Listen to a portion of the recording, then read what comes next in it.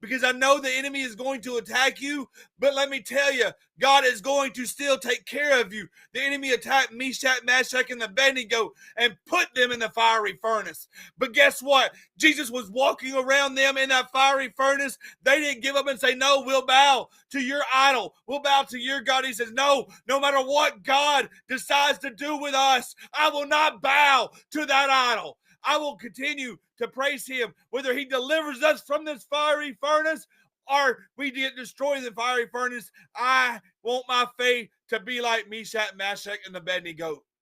Where's your faith at today? Where's your faith at today? Where's your faith?